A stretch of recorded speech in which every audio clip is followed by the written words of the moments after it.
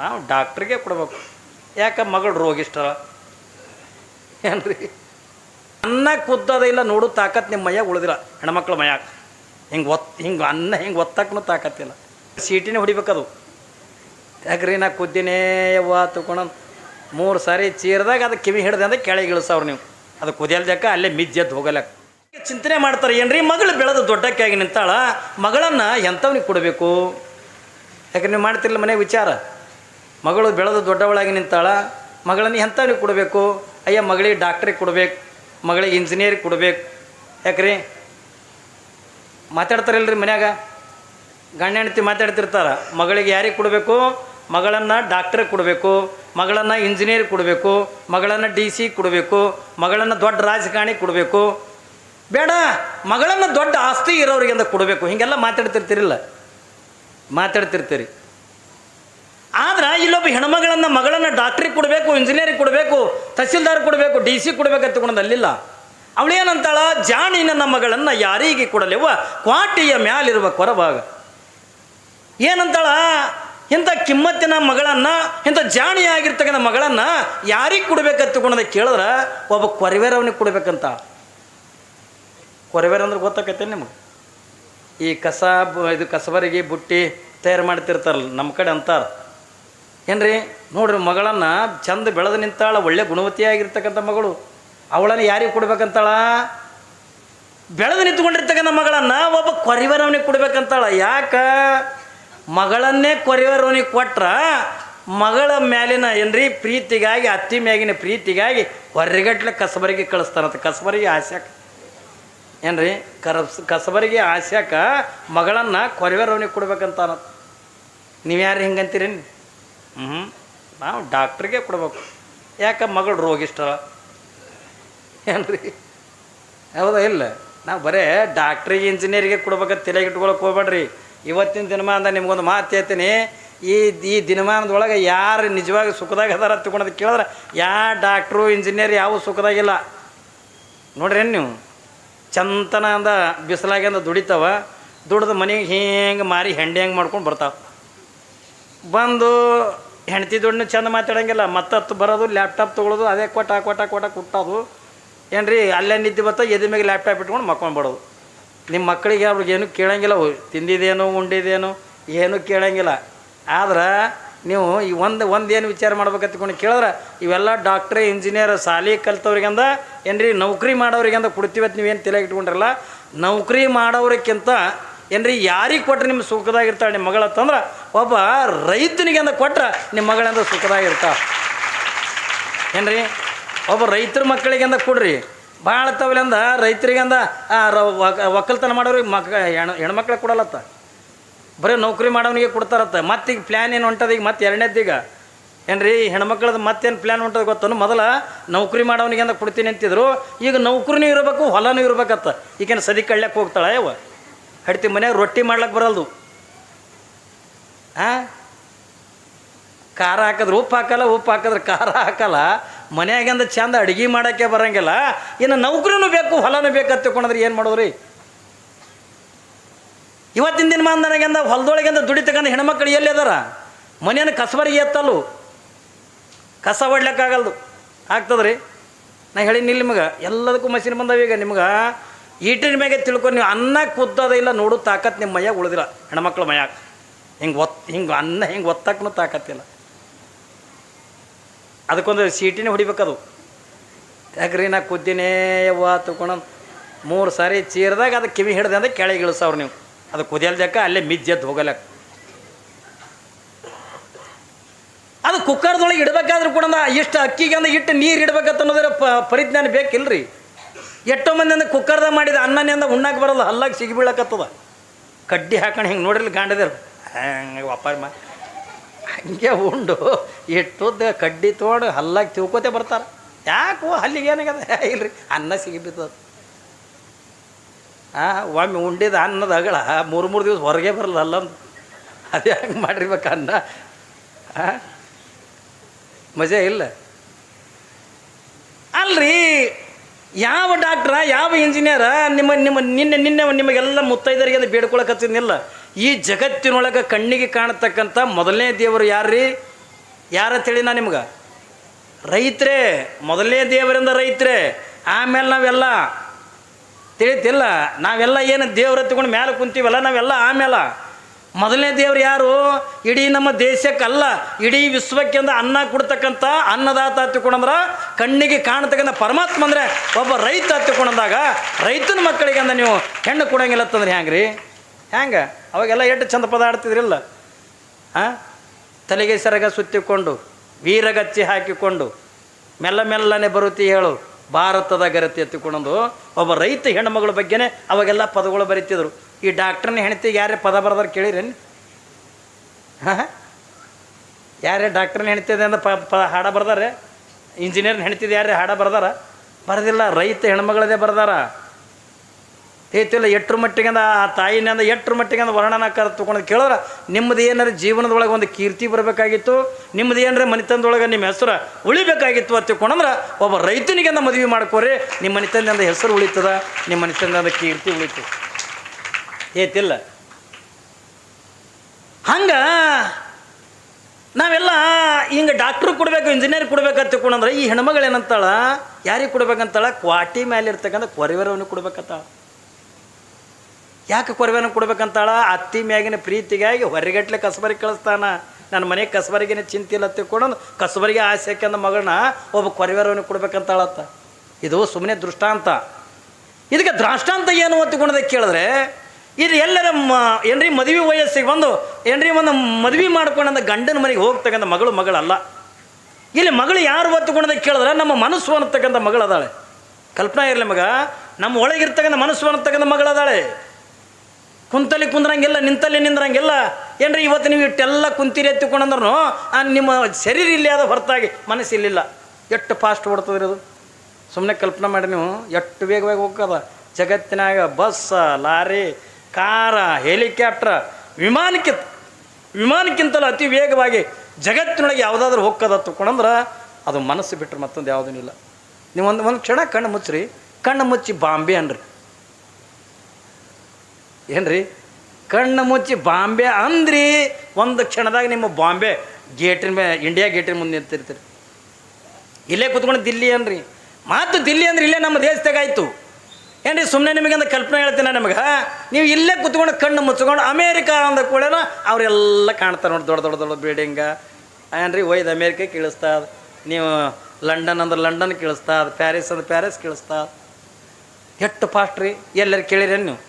ಹೆಂಗೆ ರೀ ಹೊಸೂರದವ್ರ ಮನಸ್ಸು, ಕರ್ಜಿಗವ್ರ ಮನಸ್ಸು ಒಂದಕ್ಕೊಂದು ಆಕ್ಸಿಡೆಂಟ್ ಆಗ್ಯಾವ ಎಲ್ಲರೂ ಕೇಳಿರೇನು? ಎಲ್ಲಿ ಆಕ್ಸಿಡೆಂಟ್ ಆಗಿಲ್ಲ, ಅಷ್ಟು ಫಾಸ್ಟ್ ಹೋಗ್ತದ. ಅದಕ್ಕಾಗಿನೇ ಕವಿ ಹೇಳ್ತಾನೆ, ಜಾಣಿ ನನ್ನ ಮಗಳನ್ನು ಯಾರಿಗೆ ಕೊಡಲೆವ್ವ, ಕ್ವಾಟಿಯ ಮ್ಯಾಲಿರ್ಬೇಕು ಹೊರವಾಗ. ಈ ಮನಸ್ಸು ಅನ್ನತಕ್ಕಂಥದ್ದನ್ನು ಯಾರಿಗೆ ಕೊಡ್ಬೇಕಂತ ಕೇಳಿದ್ರೆ, ಮನಸ್ಸು ಏನು ಕೆಟ್ಟದ್ದು ಕೊಡಬೇಕು, ಮನಸ್ಸು ನಿಂದ ಮಾಡೋದಕ್ಕಿಂತ ಕೊಡಬೇಕು, ಮನಸ್ಸು ಇನ್ನೊಬ್ರಿಗೆ ಟೀಕಾ ಮಾಡೋದಕ್ಕಿಂತ ಕೊಡಬೇಕು, ಮನಸ್ಸಿಂದ ಕಳತನ ಮಾಡೋದಕ್ಕಿಂತ ಕೊಡಬೇಕು, ಇನ್ನೊಬ್ರಿಗಿಂದ ಮೋಸ ಮಾಡೋದಕ್ಕಿಂತ ಕೊಡಬೇಕು? ಇಲ್ಲ. ಯಾಕಂದ್ರೆ ಮಗಳನ್ನು ಹೆಂಗೆ ವಿಚಾರ ಮಾಡಿ ಅಂದ ಆ ಮನೆತನವನ್ನು ವಿಚಾರ ಮಾಡಿ ಹೆಂಗೆ ನೀವು ಕೊಡ್ತೀರೋ, ಈ ಮನಸ್ಸು ಕೊಡಬೇಕಾದ್ರೆ ಕೂಡ ವಿಚಾರ ಮಾಡಿ ಕೊಡಬೇಕು. ಇಲ್ಲಿ ಮಹಾದೇವಿ ಅಕ್ಕ ಈ ಮನಸ್ಸು ಅಂತಕ್ಕಂಥ ಮಗಳನ್ನು ಯಾರಿಗೆ ಕೊಟ್ಟಾಳ ಅಂತ ಕೇಳಿದ್ರೆ, ಚನ್ನಮಲ್ಲಿಕಾರ್ಜುನಿಗೆಂದ ಕೊಟ್ಟಾಳ. ಏನ್ರಿ? ಚನ್ನಮಲ್ಲಿಕಾರ್ಜುನನಿಗೆಂದ ಕೊಟ್ಟಾಳ. ಆದ್ರೆ ಕೌಶಿಕ ಮಹಾರಾಜನ ಮನಸ್ಸ ಅಕ್ಕ ಮಹಾದೇವಿ ಕೊಟ್ಟಿದ್ದು ಚನ್ನಮಲ್ಲಿಕಾರ್ಜುನಿಗೆ. ಆದ್ರೆ ಇವ ಕೌಶಿಕ ಮಹಾರಾಜ ಕೊಟ್ಟಿದ್ದು ಮನಸ್ಸ ಕಾಮಕ್ಕಾಗಿ ಅಂದ ಕೊಟ್ಟ. ಯಾವಾಗ ಅವಳನ್ನು ನೋಡಲಿ, ಏನ್ರಿ ಹೊತ್ತು ಹೊಂಟ್ರೆ ಸಾಕು, ತನ್ನ ಮನೆಯಿಂದ ತನ್ನ ರೂಮಿನಿಂದ ನೇರವಾಗಿ ನಮ್ಮ ಮಹಾದೇವಿ ಅಕ್ಕನ ಮನೆಗೆ ಬರಬೇಕು, ಅವಳ ಅಂದ ಚಂದವನ್ನು ನೋಡಬೇಕು, ಮನಸ್ಸಿನೊಳಗೆ ಮರುಗಬೇಕು, ಮತ್ತೆ ಅಂದು ಹೋಗಬೇಕು. ಇವ ಎಷ್ಟು ಸರಿ ಬರ್ತಾನ ಅಷ್ಟು ಸರಿ ಪೂಜೆಗೆ ಕೂತಿದ್ಲು. ಏನ್ರಿ? ಕಲ್ಪನೆ ಇರಲಿ ನಿಮ್ಗೆ. ಇವ ಎಷ್ಟು ನೋಡ್ಬೇಕಂತಕೊಂಡು ಹಂಬಲ್ ಇಟ್ಕೊಂಡು ಎಷ್ಟು ಸರಿ ಅಂದಾಕಿನ ಹತ್ರ ಬರ್ತಾನೋ ಅಷ್ಟು ಸರಿನ ಕೊಡೋದಾಕಿ ಪೂಜೆಗೆ ಕುಂತಿದ್ಲು. ತಾಳೋದಾಗಲಿಲ್ಲ ಕೌಶಿಕ ಮಹಾರಾಜನಿಗೆ. ಅಲ್ಲ, ತನ್ನಟ್ಟಕ್ಕಂತ ತಾ ವಿಚಾರ ಮಾಡಕತ್ತ ಇಂಥ ರೂಪವತಿ ಆಗಿರ್ತಕ್ಕಂಥ, ಇಟ್ಟು ಸೌಂದರ್ಯವತಿ ಆಗಿರ್ತಕ್ಕಂಥ ಹೆಣ್ಣಿ ನನ್ನ ಅರಮನೆ ಒಳಗೆ ಇಟ್ಕೊಂಡನು ಕೂಡ ಅವಳಿಗೆ ನನ್ನ ಮುಟ್ಟುವ ಅಧಿಕಾರ ಇಲ್ಲ ತಿಳ್ಕೊಂಡಂದ್ರೆ ನೋಡಿರ್ತಕ್ಕಂಥ ಜನ ನನ್ನನ್ನು ಶಂಡ ತಿಳ್ಕೊತಾರ ಅಂತ ನಾವು ಕೌಶಿಕ ಮಹಾರಾಜ ಅಂತ. ಇಂಥ ಸೌಂದರ್ಯವತಿ ಆಗಿರ್ತಕ್ಕಂಥ ಹೆಣ್ಣ, ಇಟ್ಟು ರೂಪವತಿ ಆಗಿರ್ತಕ್ಕಂಥ ನನ್ನ ಅರಮನೆ ಒಳಗೆ ಇಟ್ಕೊಂಡು ಅವಳನ್ನು ಮುಟ್ಟೋಂಗಿಲ್ಲ ತಿಳ್ಕೊಂಡಂದ್ರೆ ಬಹುಶಃ ಅಂದ್ರೆ ರಾಜನ ಮೇಲಿಂದ ಸಂಶಯ ಪಡ್ತಕ್ಕಂಥ ಜನ ಇರ್ತಾರೆ. ಅದೆಲ್ಲ ನನ್ನಿಂದ ತಾಳುದಾಗಂಗಿಲ್ಲ. ಏನ್ರಿ? ಮನಸ್ಸೊಳಗೆ ವಿಚಾರ ಮಾಡ್ತಾನೆ. ಅದು ಏನ್ಯಾಕಾಗಬಲ್ದಾಗ ತಿಳ್ಕೊಂಡು ಪಾಪ ಒಂದು ದಿವಸ ತಾಯಿ ತನ್ನ ಪೂಜೆ ಸಾಮಗ್ರಿಗಳನ್ನು ಹಿಂಗೆ ಜೋಡ್ಸಕತ್ತಾಳೆ. ಹಿಂಗೆ ಬಗ್ಗೆ ನಿಂತು ಆ ಕಡೆ ಮುಖ ಮಾಡಿ ತನ್ನ ಪೂಜೆ ಕುಂದಿರ್ಬೇಕಲ್ಲ, ತನ್ನ ಪೂಜೆ ಮಾಡ್ಕೋಬೇಕಲ್ಲ, ಆ ಪೂಜೆ ಸಾಮಗ್ರಿಗಳನ್ನು ಜೋಡಿಸ್ಕೊಳಿಕತ್ತಾಳೆ. ಯಾವಾಗಿಂದ ಕೌಶಿಕ ಮಹಾರಾಜ ಸಾವಕಾಶಂದ ಹೆಂಗೆ ಬೆಕ್ಕುಗಳು ಹೆಜ್ಜೆ ಇಡ್ತಾವಲ್ಲ ಹಂಗೆ ಹಿಂಗೆ ಯಾರಿಗೂ ಕೂಡ ಗೊತ್ತಾಗಲಾರ್ದಂಗೆ ಸಾವಕಾಶ ಹೆಜ್ಜೆ ಇಟ್ಟುಕೊತ್ತಂದ ಮಾದೇವಿ ಬೆಕ್ಕನ ಹಿಂದೆ ಬಂದ. ತನ್ನಟ್ಟಿಗೆ ತಾನಂದ್ರೆ ಲಿಂಗ ಪೂಜೆದ ಅಂದ್ರೆ ಸೇವಾ ಮಾಡ್ಕೊಳಕತ್ತಾಳೆ. ಯಾವಾಗ ತನ್ನಟ್ಟಿಗೆಂದ ತಾನಂದ ಪತ್ರಿ ಹೂವ ಹಿಂಗೆಲ್ಲ ಈಗ ತಾನೇ ನೋಡಿದ್ರಲ್ಲ ನೀವು ಪೂಜೆ ಮಾಡ್ಕೊಳಗ ಹಂಗೆ ಪೂಜೆದೆಲ್ಲ ವ್ಯವಸ್ಥೆ ಅಂತಕ್ಕಂಥ ಮಾಡ್ಕೊಳ್ಳಿ ಕತ್ಯ. ಹಿಂಗೆ ಮಾಡ್ಕೊಳತಕ್ಕಂಥ ಪ್ರಸಂಗದೊಳಗೆ ಕೌಶಿಕ ಮಹಾರಾಜ ಹಿಂದೆ ಬಂದ, ಬೆನ್ನು ಹಿಂದೆ ಬಂದ. ತಾಯಿ ತನ್ನಟ್ಟಿಗೆ ತಾನಂದ ಮನಸ್ಸಿನೊಳಗಂದ ಚನ್ನಮಲ್ಲಿಕಾರ್ಜುನ ಚನ್ನಮಲ್ಲಿಕಾರ್ಜುನ ಹತ್ತಿಕೊಂಡ ಧ್ಯಾನ ಮಾಡ್ತಾ ಇರುವಂಥ ಪ್ರಸಂಗದೊಳಗೆ ಕೌಶಿಕ ಮಹಾರಾಜ ಅವಳ ಬೆನ್ನು ಹಿಂದೆ ಬಂದಂದ ಹಿಂಗೆ ಒಂದು ಈಟಿಂದ ಅವಳ ಸೀರೆ ಸೆರಗನ್ನು ತಗೊಂಡು ಹಿಡಿದು ಜೊಗ್ಗೆ ಬಿಟ್ಟ. ಯಾವಾಗಿಂದ ಕೌಶಿಕ ಮಹಾರಾಜ ಅವಳ ಸೀರೆ ಸೆರಗನ್ನು ತಗೊಂಡು ಹಿಡಿದು ಹೋಗದ. ಒಮ್ಮೆ ಗಾಬ್ರಿಯಾಗಂದ ಮಹಾದೇವಿ ಅಕ್ಕನ ಹಿಂದಕ್ಕೆ ತಿರುಗಂದ ನೋಡಿಬಿಟ್ಲು. ಅಯ್ಯೋ ಪಾಪಿ ಆಗಿರ್ತಕ್ಕಂಥ ಭವ್ಯ ಆಗಿರ್ತಕ್ಕಂಥ ಕೌಶಿಕ ನನ್ನ ಸೀರೆ ಸೆರಗನ್ನು ತಗೊಂಡು ಮುಟ್ಟಿಬಿಟ್ಟಲ್ಲ ತಿಕ್ಕೊಂಡೊಂದು ಜೋರಾಗಿ ಚೀರ್ತಾಳ ಮಹಾದೇವಿ ಅಕ್ಕ. ಯಾವಾಗಿಂದ ಜೋರಾಗಿಂದ ಚೀರಿ ಮಹಾದೇವಿ ಅಕ್ಕ ಹಿಂದಕ್ಕೆ ತಿರುಗಿಂದ ನೋಡಂದ ಹೇಳ್ತಾಳೆ, ಕೌಶಿಕ ನನ್ನ ಸೀರೆ ನೀನು ಮುಟ್ಟಬಾರ್ದಾಗಿತ್ತು, ತಪ್ಪು ಮಾಡಿಬಿಟ್ಟು. ಈ ಕಾಯ ನಿನ್ನಿಂದ ಮುಟ್ಟಿಸ್ಕೊಳ್ಳಿಕ್ಕೆ ಬಂದಿರ್ತಕ್ಕಂಥ ಕಾಯ ಅಲ್ಲ ಇದು. ಕಾಯ ಇದಕ್ಕೆ ಎದಕ್ಕಂದ ಅರ್ಪಣೆ ಆಗ್ಯದ ತಗೊಂಡ ಕೇಳಿದ್ರೆ ಈ ಕಾಯ ಚನ್ನಮಲ್ಲಿಕಾರ್ಜುನನಿಗಂದ ಅರ್ಪಿತ ಆಗಿರ್ತಕ್ಕಂಥ ಈ ಕಾಯವನ್ನು ನೀನು ಮುಟ್ಟಬಾರ್ದಾಗಿತ್ತು. ತಪ್ಪು ಮಾಡ್ದಿ ರಾಜ, ನೀನು ತಪ್ಪು ಮಾಡಿದೆ ಎತ್ತಿಕೊಂಡಂದು. ಯಾವಾಗ ನಿನ್ನಂಥ ಭವಿ ನಿನ್ನಂಥ ಪಾಪಿ ಮುಟ್ಟಿರ್ತಕ್ಕಂಥ ಸೀರಿ ನನ್ನ ಮೈ ಮೇಲಿಂದ ಇರಬಾರ್ದು ಎತ್ತಿಕೊಂಡಂದು. ಯಾವಾಗಿಂದ ಕೌಶಿಕ ಮಹಾರಾಜನ ಎದುರಿಗೆ ತಾನು ಹುಟ್ಟಿರ್ತಕ್ಕಂಥ ಸೀರೆ ಅಂತಕ್ಕಂಥ ಕಳಿಸಿ ಯಾವಾಗಿಂದ ಕೌಶಿಕ ಮಹಾರಾಜನ ಮುಖದ ಮೇಲಂದ ಹೋಗಲು ತಲೆ ಮೇಗಿಂದ ತುರ್ಬ ಕಟ್ಟಿದ್ಲು. ಒಂದು ಕ್ಷಣ ಅಂತಕ್ಕಂಥದ್ದು ಕಟ್ಟಿರ್ತಕ್ಕಂಥ ತುರಬವನ್ನು ಹಿಂಗೆ ಮಾದೇವಿ ಅಕ್ಕ ಹಿಂಗೆ ತಲೆ ಜಾಡಿಸ್ಬಿಟ್ರೆ ಇಡೀ ಅವಳ ತಲೆ ಮೇಲೆ ಇರ್ತಕ್ಕಂಥ ಕೂದಲುಗಳೆಲ್ಲ ಮಾದೇವಿ ಅಕ್ಕನ ಮೈಯೆಲ್ಲ ಮುಚ್ಚಿಕೊಂಡು ಬಿಟ್ಟು.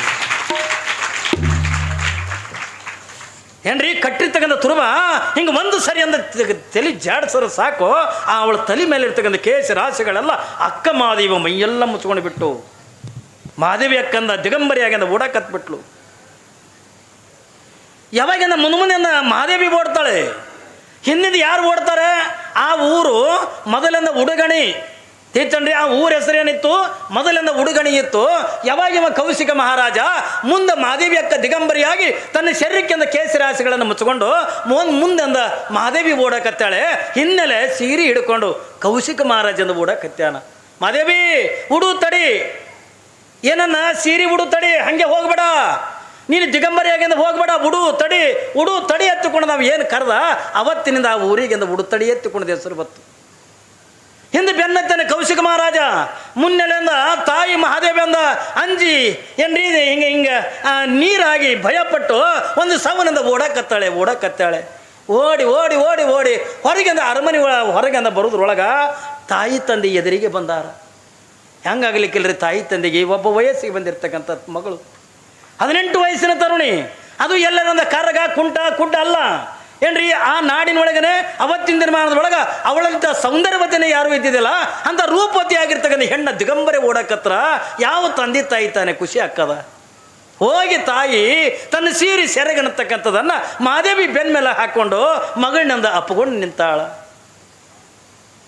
ಮಗಳು ಚಿಂತೆ ಮಾಡ್ತಾ ತಂದೆ ತಾಯಿನೂ ಕೂಡ ಸ್ವರಿಗಂದ ಹೋಗಿದ್ರು. ನನ್ನ ಮಗಳ ಅರಮನೆ ಒಳಗೆ ಹೆಂಗದಳ ಏನು, ರಾಜ ಏನು ಚಿತ್ರ ವಿಷಯ ಕೊಡಕತ್ತಾನೇನು, ರಾಜ ನಮಗಳನ್ನ ಕೊಟ್ಟಂಗ ನನ್ನ ಮಗಳಿಗೂ ಕೂಡ ಕಷ್ಟಗಳನ್ನು ಕೊಡಕತ್ತಾನೇನೋ ತಂದು ತಂದೆ ತಾಯಿ ಚಿಂತೆ ಮಾಡ್ತಾ ಅವರು ಕೂಡ ಸ್ವರಿಗೆ ಸಣ್ಣಾಗಿ ಹೋಗ್ಯಾರೆ.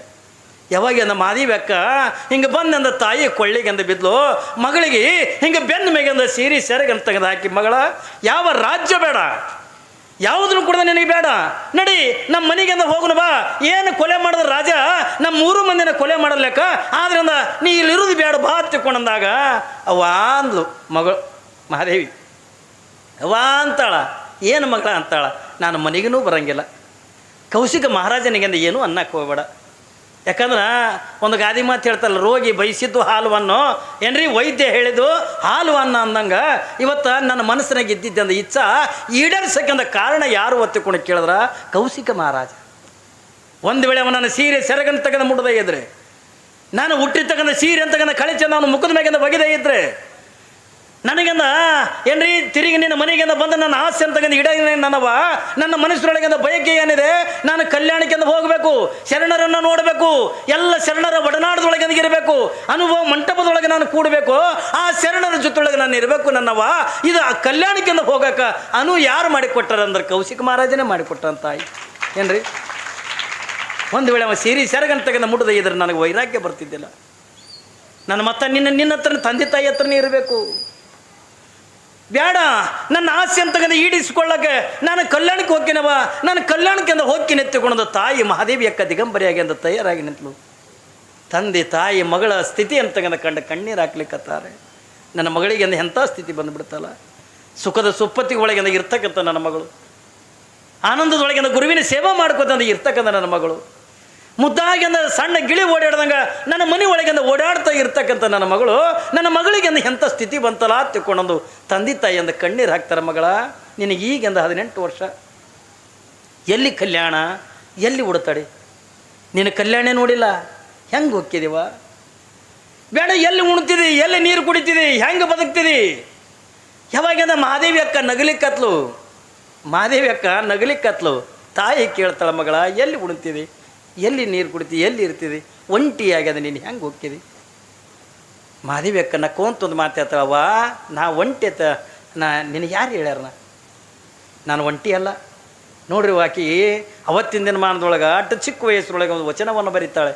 ತಾಯಿ ಕೇಳ್ದಲ್ಲ, ಎಲ್ಲಿ ಉಣ್ತಿದೆ, ಎಲ್ಲಿ ನೀರು ಕುಡಿತಿ ಅಂತಕೊಂಡು ಕೇಳಿದ್ರೆ ಮಹಾದೇವಿ ಅಕ್ಕ ಅಂತ ಹೇಳ್ತಾಳವ್ವ, ಹಸಿವಾದೊಡೆ ಭಿಕ್ಷಾನ್ನಗಳುಂಟು, ತೃಷಿಯಾದೊಡೆ ಕೆರೆ ಹಳ್ಳ ಬಾವಿಗಳುಂಟು, ಶಯನಕ್ಕೆ ಹಾಳು ದೇಗುಲಗಳುಂಟು, ಚನ್ನ ಮಲ್ಲಿಕಾರ್ಜುನ ನೀ ನೆನಗುಂಟು. ನೋಡ್ರಿ ಎಷ್ಟು ವೈರಾಗ್ಯಕ್ಕೆ ಅಂತ ಏನಂತಾಳ ಮಹಾದೇವಿ ಅಕ್ಕ.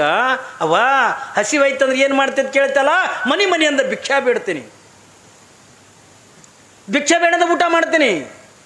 ನೀರಡಿಕೆ ಆಯ್ತಂದ್ರೆ ಊರಿತ್ತವ್ರಿಂದ ಕೆರೆ ಹಳ್ಳ ಬಾವಿಗಳಿಂದ ಇದ್ದೇ ಇರ್ತವೆ, ಎಲ್ಲರ ಹಳ್ಳ ಕೆರೆ ಒಳಗಿಂದ ನಾನು ನೀರು ಕುಡಿತೀನವ.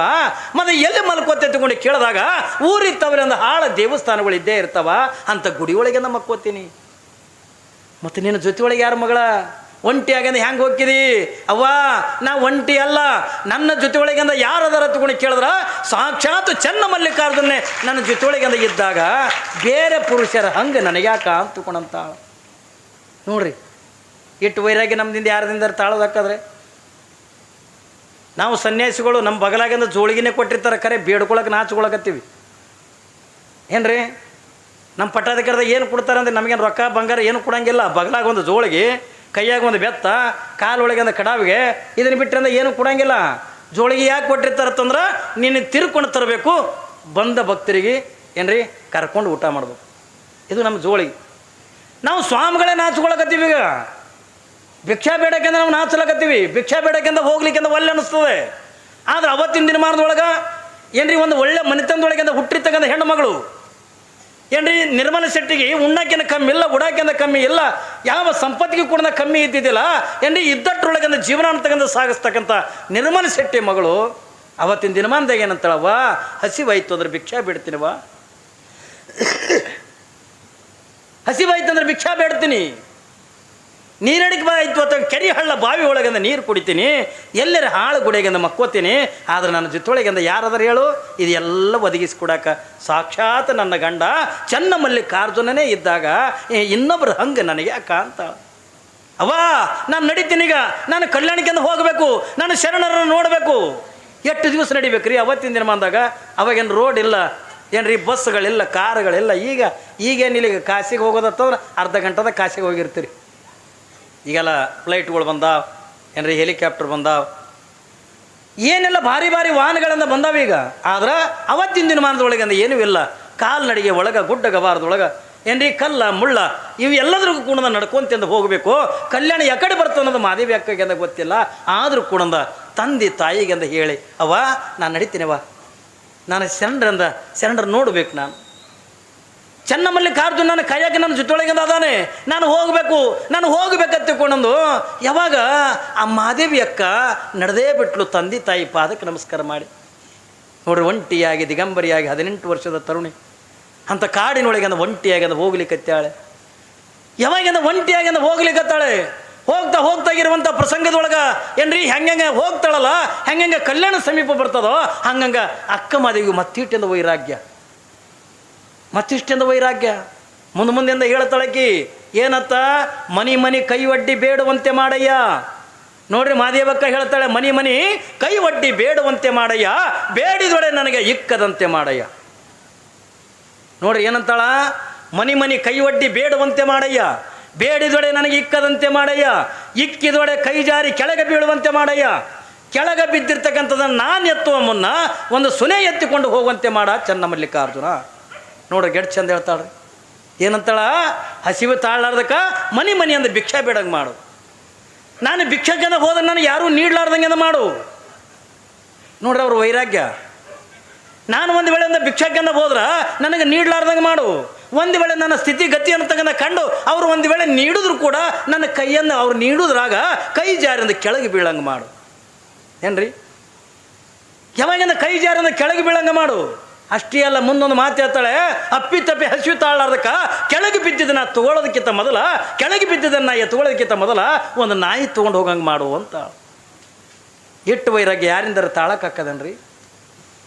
ಕಾಯ ಕರ್ರನೆ ಕಂದಿದರೇನು, ಮಾಯ ಮಿರ್ರನೆ ಮಿಂಚಿದರೇನು, ಹಗಲ ನಂಗೆಲ್ಲ, ರಾತ್ರಿ ನಂಗೆಲ್ಲ, ಬಿಸಿಲ ನಂಗೆಲ್ಲ, ಚಳಿ ನಂಗೆಲ್ಲ, ತಾಯಿ ನಡಿಲಿಕ್ಕತ್ತೇಳಲ್ಲ, ಯಾರೋ ಕೇಳೋದ್ರಿಂದ ಹೇಳ್ತಾಳೆ ಕಾಯ ಕರ್ರನೆ ಕಂದಿದರೇನು.